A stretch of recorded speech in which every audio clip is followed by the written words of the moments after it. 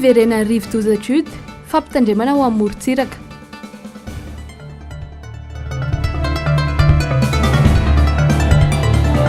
Fandroana piasa kominy Vato, ny tsy fanohanana amin'ny ben'ny tanàna perinasa tamin'ny fampielezan-kevitra no antony. Madagasikara sy ny Malagasy azo atao tsara ny paikady amin'ny Burkina Faso, tenga mila miala amin'ny ataka sy kolokolo isika.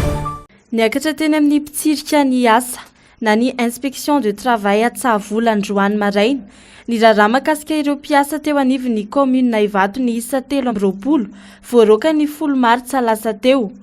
Tonga nanatrika ny fampihaonana ny solotenany avy eo anivon'ny commune Ivato niaraka tamin'ny taratasy manam-pirofo ny antony Androana ireo mpiasa ireo.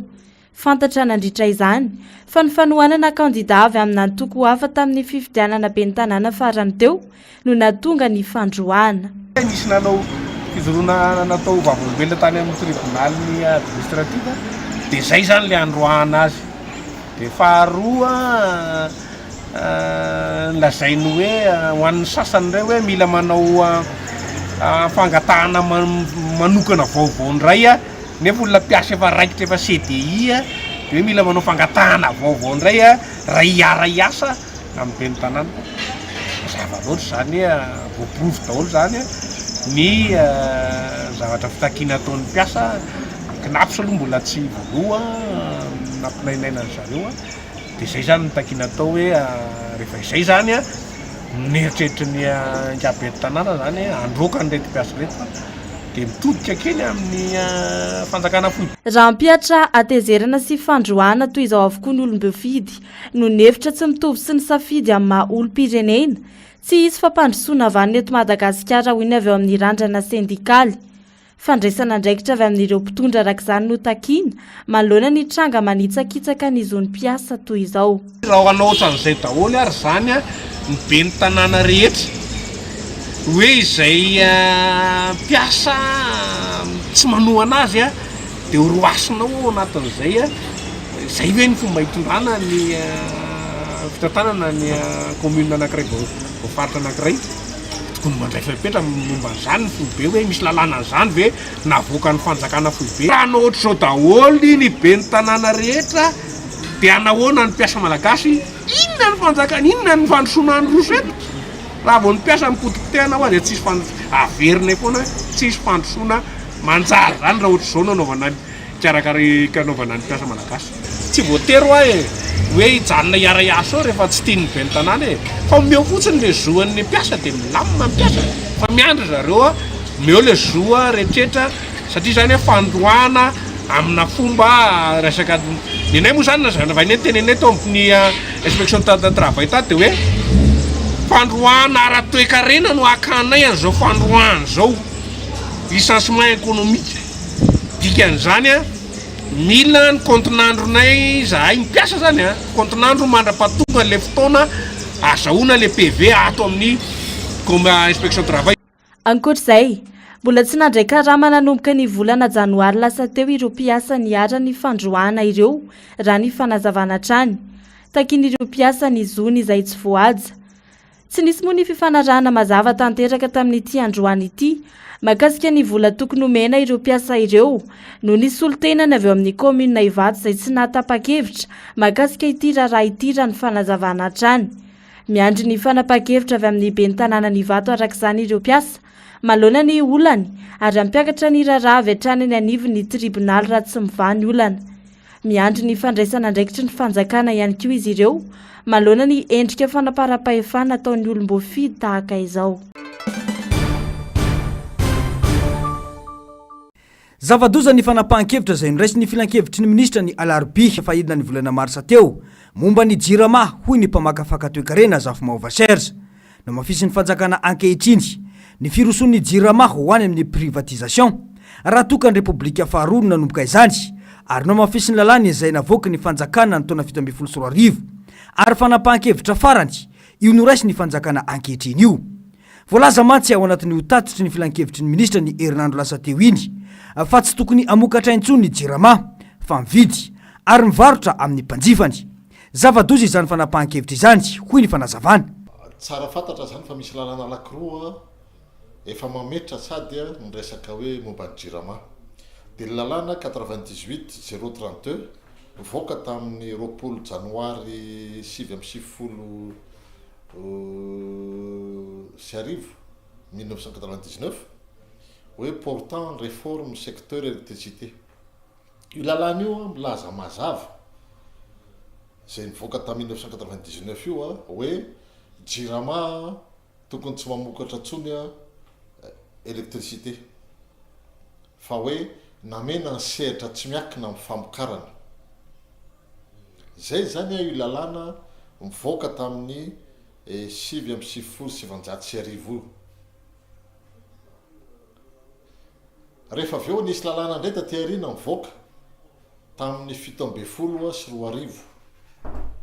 Io lalàna tamin'ny 17 sy 4 arivo indray a hoe loi numéro 2017-020 portant le code de l'électricité milaza mazava ao anatin'ny lalàna io a fa ny transport sy ny commercialisation koa dia afaka ataony ny sehatra tsy miakina. Rehefa mijery indray zany tsika ny fanapahany conseil des ministres ho isy zany commission aloha zany a ho isy ny présidence ny république primature ministère ny énergie sy ministère ny économie ary ministère ny rano atsoatsy. Dia io zany a andinika ny réforme jirama zay raha tena jerevana izy a privatisation de facto. Le lalàna ane zany efa nametraka hoe jirama zany a tokony tsy hiditra ao anatin'ny famokarana. Dia hoe zay zany le lalàna voalohany le mivoaka tamin'ny 7 sy arivo.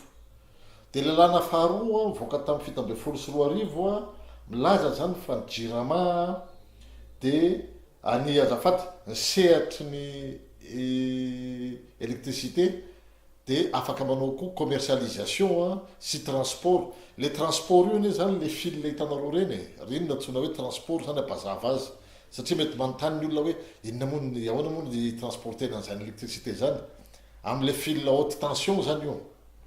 Iny zany le transport ho resahana zany. Dia hoe sehatra tsy miakina koa zany mahazo manao an'iny.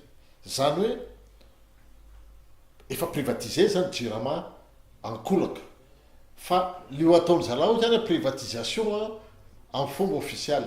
Mbola azo atao ny manavitra ity orinasa ity toy ny fizarana andraikitra eo amin'ny samy mpiasa ao aminy. Azo atao ny mametraka ho jirama manokana ny amin'ny fitaterana ireo angovo. Raha eo ihany koa ny fametrahana jirama manokana amin'ny famokarana sy ny fivarotana. Tokony manangana zany tsika zay anarany tsy important fa tokony anangana tsika rafitra anankiray eo amin'ny jirama mitazona an'le transport. Rafitra anankiray amin'ny jirama société anankiray zany jirama vaovao a mahazo manao production. Dia afaka eritreretina koa hoe jirama anankiray a karazana hoe ataontsika hoe miditra amin'ny resaka commercialisation sy ny karazany zany.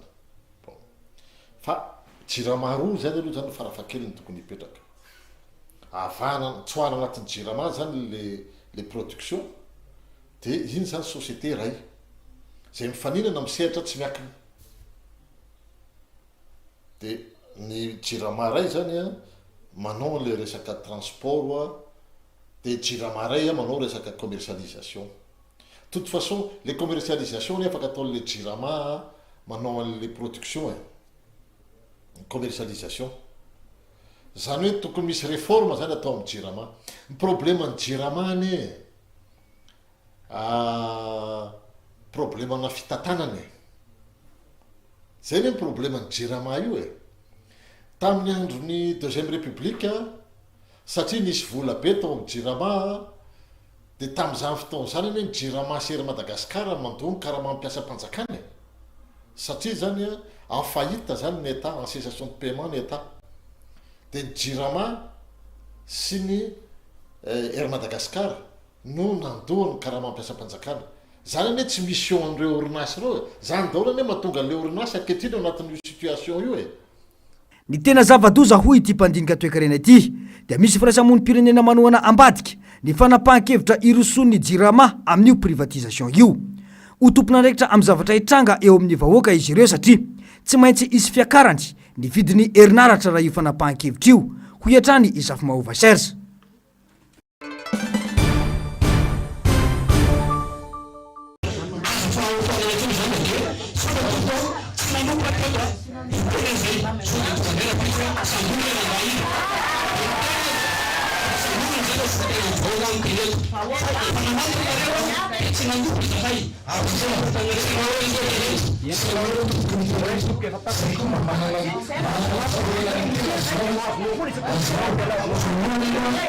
santionany tamin'ny adihevitra teo amin'ireo fokon'olona voakasiky ny fandravana trano noho ny tetikasa-panjakana laky arivo eny Tsarasotra sy ny sekretera-panjakana miadidiny tanàna vaovao sy ny trano fonenana ary ny governorana Nalamanga izay solotena-panjakana iny.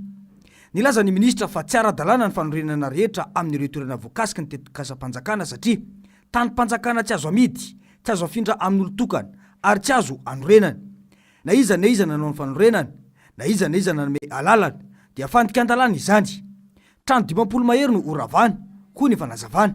Mena bifosy arivo dia nisy didi-pitsindrana izay efa namaritra ny 2016-14 io tamin'ny 18 novembre 2016 hoe nisy faritra anatin'ny vandy mavomavo hainareo zany manombokaritsamy misaotra tonga miropahivato dia efa nisy olona fanjakana tamin'izany efa anaovany expropriation raha nisy tokotany tao anatin'izany efa nandray ny volany na tsy nandray ny volana izy dia manakany amin'ny trésor manapolo fanazy izy efa titre amin'ny fanjakana iny zany. Iny zany dia efa hoe domaine public na hoe trano-panjakana natao fanasavana ny daholo be. Misy tamin'ireo mponina no efa nanorom-ponenana sy nahazo fahazahon-dalàna nanorina talohana natanterahany fanjakana teo aloha ny lalàna Tsarasotra raha ny fanazavan'izy ireo. Amin'izao fiandohan'ny asa fanamboaran-dalàna izao anefa no milaza ny ministra fa efa nisy taratasy nalefa tamin'ireo mponina nandrara ny asa fanorenana ho an'izay nanao izany izay voalaza fa tany-panjakana. Mitaky ny fampitsarana ny fandrodanana ireo mponina ary ny fandravana ny fanorenana vaovao raha nambaran'izy ireo nandritra ity adihevitra ity.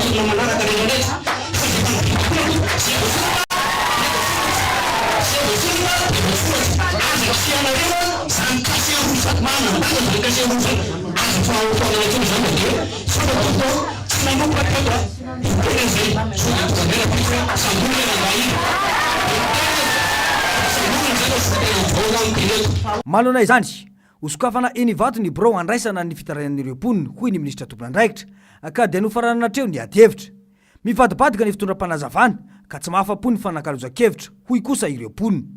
Betika izy rehefa mampiasa lalàna dia agnatin'ny emprise 40 mètres nareo fa tsy maintsy rodanina. Betika izy miteny hoe rehefa hoe ampikalimey anay mponina dia 1 mètre miala amin'ny trottoir ihany volagniny karaha ty dia raha agnatin'io anao zany dia any fa aria vitsy aria tsisy hoe ke satria tsy aizany trottoir teniteneny le kely be igny ve sa any satria io accident io ane tsy avy amin'ny hoe any mamin'olona mitondra automobile mamy mitondra moto fa tsy avy amin'io lalana io mahatonga ny accident fa io malalaka dia avy eo io fa misy piste kely io andehanan'olona sy andehanany bisikileta hatram'izay tsy mbola nisy ny fandona teo fa le tomobily sy moto amin'ny lalana ihany ny anina dia tsy hitako hoe iny ilazany hoe kely loatra io a misy be ny accident ohatran'izay fa ny olona mamo mitondra moto ndraindray koa tsy mitandrina ny olona mitondra tomobily zay ny atongavany accident. Isan'ireo voatonontonona matetika nandritra ity fionana ity ny lehibe pokotany sy ny commune izay voalaza fa nanome fahazahon-dalana anorina. Raha vao nanomboka nefa ny tetikasa dia namoaka taratasy indray anefa ny commune, taratasy mandrava ny fanomezana ireo fahazahon-dalana anorina amin'ireo toerana voakasiky ny fanorenana. Ankoatra ny birao ho fandraisana fitarainana dia nilaza ihany koa iresolo tena mpanjakana fa andefa teknisiana ijery fotony ny fanorenana misy eny antoerana. Ho iteo ny toyiny ho ireo ponina, andrasantsika kosa ny fivoaram-baovao.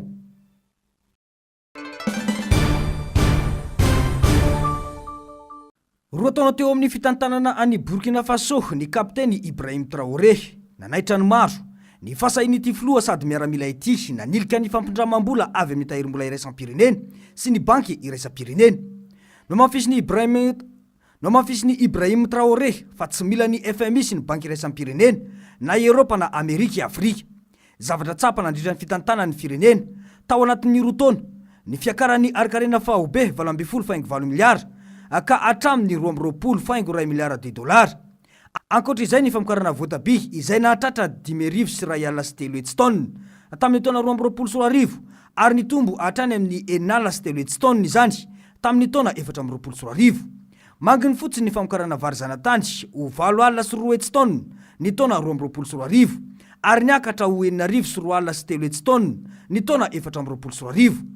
Afaka hitovy amin'ny Burkina Faso i Madagasikara hoy ny mpisehatra politika saingy ny fisiana mangarahara sy ny fanjakan'ny kolikoly no betsaka eto ka mampiretika antsika ho any amin'ny gisitra indrindra. Ohatra kaiky, volamena 3 tonna mahery no navoaka tamin'ny fomba ofisialy fa naondra antsika ny taona 2024 kanefa nitatitra eo amin'ny tsena iraisam-pirenena nampahafantatra ny malagasy fa 400 tonna mahery no volamena naondra antsika tamin'io taona io. Raha io isa io izany dia mitotaly hatrany amin'ny 700 tonna mahery no volamena mivoaka teto Madagasikara tamin'io taona 2024 io. Izany toe-javatra izany no mampahantra ny gasy ho hiatrany ny fanazavana. Raha raisitsika fotsiny zao hoe ny trafika na ressource halieutique ny trondro an-dranomasina, ny rapport samihafa milaza fa misy 700 millions de dollars nefa tsika tsy manana sambo de guerre akory inona nananatsika vedette rapide kely tsy afaka mandeha lavitra ry ampovoan'ny ranomasina lavitra be ary fa atsatsa na ny anarany azy hoe nylaitsika ny sambo de guerre afaka mandeha ry ampovoany lavitra ry erovantsika sistan'ny zone économique exclusive à Madagascar. 700 millions de dollars isa-taona à peu près ny trafika anatrondro mikasika Madagascar. Raha vao fehintsika fotsiny zany zay dia efa misy fidiram-bola. Raha raisitsika fotsiny ny vatosoa manodidididina 700 millions de dollars koa isa-taona ny trafika ao vatosoa. Volamena foana manko mahavariana antsika tato ato fa vatosoa fa tsy eritreretintsika. Eo amin'ny 700 millions de dollars koa ny volamena averiko foanany mialatsiny raha mety leo ny olona fa ny référence foana ny taona 20 sy 2 ninona ny antony io ny volamena be indrindra nataontsika exportation 3 tonnes 51 kilos zay be indrindra. Rehefa mamaky anefa anao ny rapport ny conseil mondial de l'or de ozy ny conseil mondial de l'or 14 tonnes 500 kilos ozy ny trafika. Zany hoe tsika ne zany namokatra teo amin'ny 19 tonnes manodidididina 19 tonnes 14 tonnes 500 zany trafika fa 3 tonnes 51 zany sur 19 tonnes zany. Hitatsika am'zany ane zany ny vola retsika. Le cinéma Olvaton tsy io ane ny tena olana. Tsy reny ataontsika hoe raha mbola 100 kilo ohatra atao Olvaton tsy zany ny olana. Marina fa tsara le izy hoe misy tratra ao. Fa azadino fa any amin'ny trafikana volamena eto ny c'est entre 12 à 22 tonnes par an. Zany hoe raha fehezitsika fotsiny zany io arenatsika io tafavoaka eny atsika. Tsy misy tsy mpangataka eto hiatrany ity mpanao politika ity. Mpangataka ny fanjakana, mpangataka ny fiangonana, mpangataka ny vahoaka. Tsy misy maleo tena, tsy misy mihevitra ny ohitra ihany koa fa ny mangataka trano no fomba fanao kanefa manan-karena tsy hita pesipesena na ambony na ambany tandry na andranomasina na andranomamy saingy mahantra fadiranovana ho iatrany izafy mahova Serge. Tato anatin'ny taona vitsivitsy izao mirongatra ireo trangana tsy fandriam-pahalemana manerana ny nosy. Lasibatra izany tsy fandriam-pahalemana izany ny maro anisa, eny fa na dia ireo vahiny aza.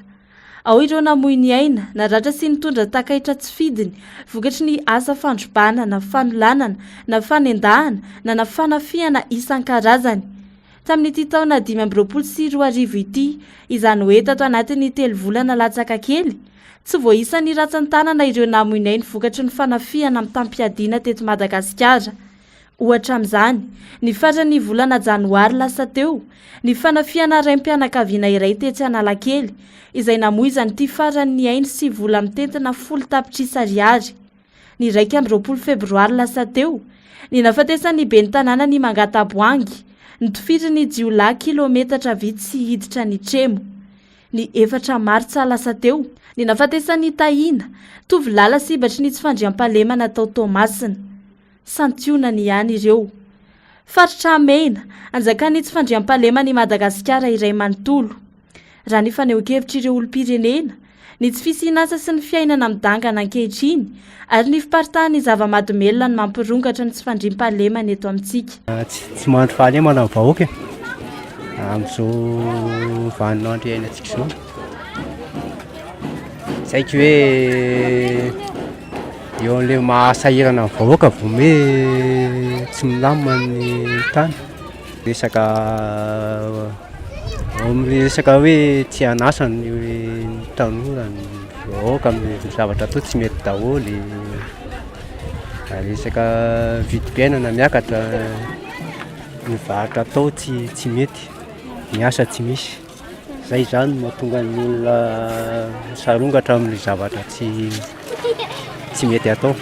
Raha ny fanehoan-kevitry ny olom-pirenena hatrany, ny fampitombona isa ireo mpitandro ny filaminana miasa isaky ny fokontany sy any amin'ireo elakelan-trano no vahaolana akaiky ampihenana ny trangana tsy fandriam-pahalemana, fa eo ihany koa ny fampananana asa ny olom-pirenena. Ilay mpitondra no tokony hijery amin'izay.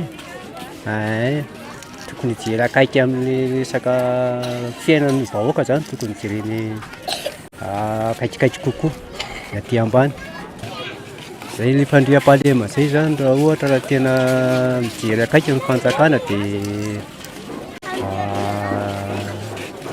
eo amin'ilay resaka fiarahamonina aloha tokony jerena aloha ny lafim-piainan'ny tanora sy ny vahoaka zany eo amin'ny asa sy ny zavatra atao. Mba angatahana an'ilay tompona andraikitra mba hisapara, satria manjary lasa matahotra zany matahotra ny olona zany amin'ilay avy miasa, avy mivoaka misy diale zany, dia lasa tsy samody alinalina tsony ny olona, dia mangatahana. Raha tanteraka ireo, antenaina ny ilaminan'ny tany ary andro fahalemana ny vahoaka raha ny fanazavana hatrany. Aretina mpahazo ny ankamaroany na ny otita ankehitriny raha ny tahan'ireo olona tonga mitsabo areti-tsofina ety amin'ny toeram-pitsaboana. Tsy fampiny rivotra tonga ny amin'ny sofina no mitarika ny aretina raha ny fanazavan'ny mpitsabo. Isan'ireo antony mahatonga ny totonga-dronono ny tsy fampiny fahadiovana, ny fisokirana sofina amin'ny fitaovana, indrindra ny tsy fahaizana manisindelo ka tsentsina ny sofina. Mifandray manko ireo taova roa ireo raha ny fanazavana. Raha ny totonga-dronono manokana dia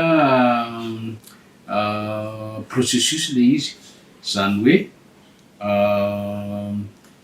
fikorotanana eo amin'ny tsy fahampiana rivotra ao amin'ny sofina. Probleman'ny totonga-dronono dia eo amin'ny sofina tenatenany.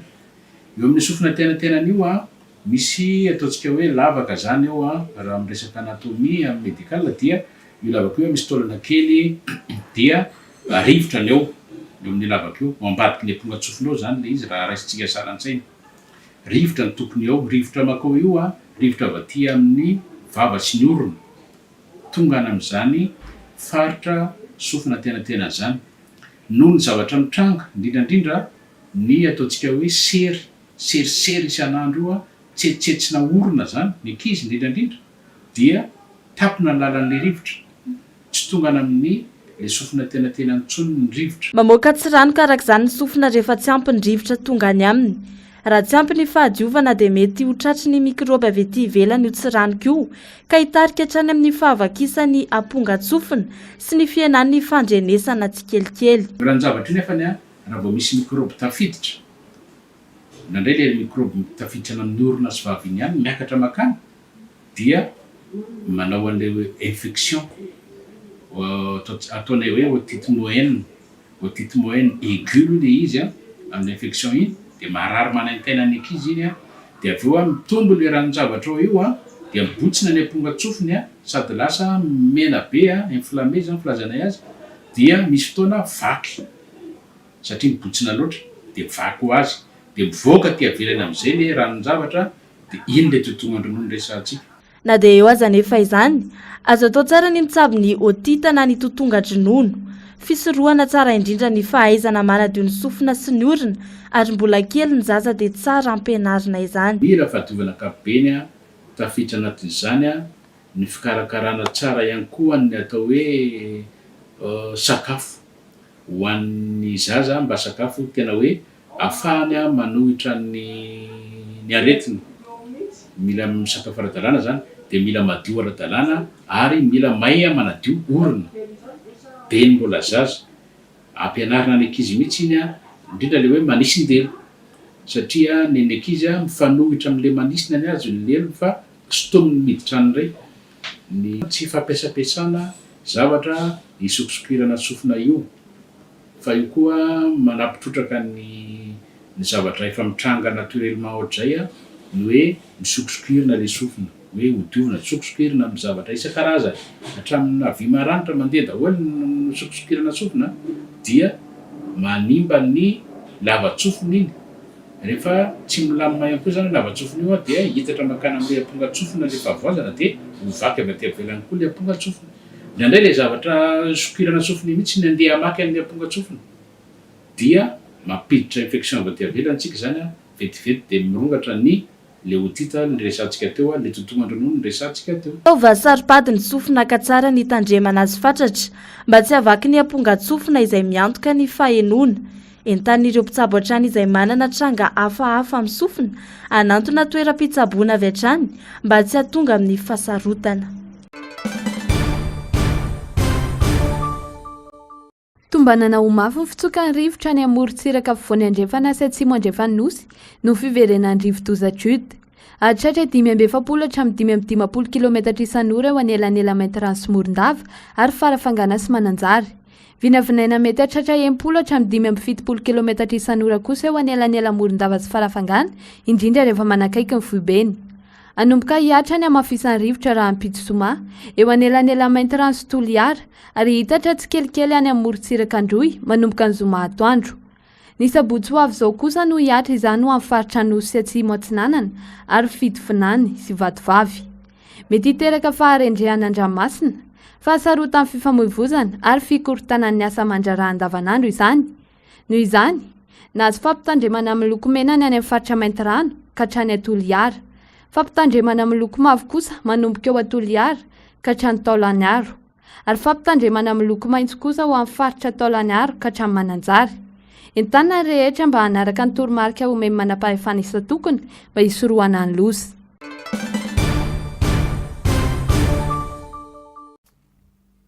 Potika ny firenena, mangina ny vahoaka, manao izay dany ny kibony ireo nampindramina fahefana.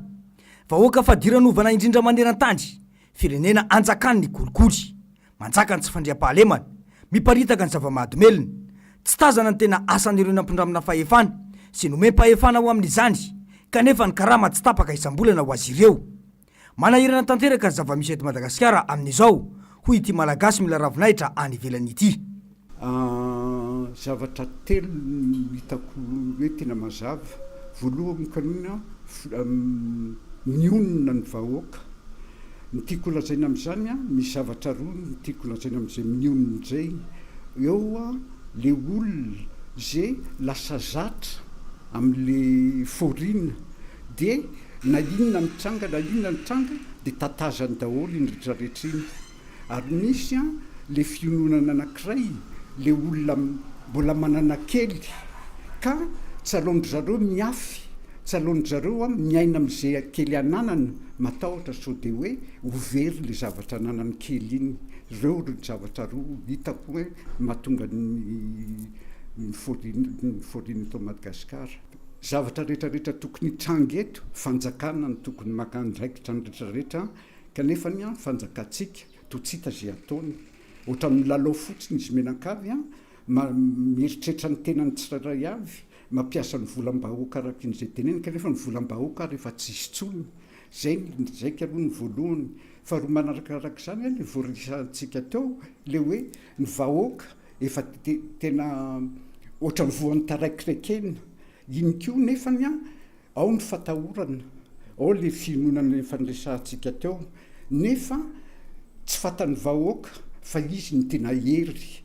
Ny rehetra no mila tonga saina ho hiatrany ny fanazavana, mila resena ny tahotra, raha toka mila fanovana. Tsy vaolana ny fimenomenomana fotsiny any ambadika, fa mitaky fandraisana andraikitra avy amin'ny tsirairay ny zava-misy ho hiatrany ity malagasy mila ravinahitra any ivelany ity. Solution voalohany a dia na izy nareo a dia ataovy a zay mampiasa ny firaisan-kina avy any amin'ny razantsika nge zany hoe fievanany firaisan-kina nanatsika dia narina fotsiny ve zany mino aho fa samy mbola manana an'izany daholy fa le tahotra ozy a sy le fiononana ny mavoan'izany ka adiny io raha tianao tsara ny noavinao raha tianao tsara ny noavin'ny taranakao ary averiko voalohany indrindra dia tsy maintsy ampiasaina ny firaisan-kina zay ny voalohany indrindra rehefa vita ny firaisan-kina dia miaraka mifandinika hoe inona marina ny tena tsara atsika inona no atao atsika. Maonina ny mahita ny fahoriana ianany piraitan'ny razana ho ihany ity malagasy monina any ivelany ity. Ny safidiny tsisy hoendrika sy anarana ny tenany mba aza ho mitondra afatra ho an'ny malagasy mitovy raha aminy ho hiatrany ny tenany. Mila miray iny isika ary mila mandray andraikitra fa tsy andry fanjakana efa hita tsy hitondra fiovana ho hiatrany ny faneho-keviny.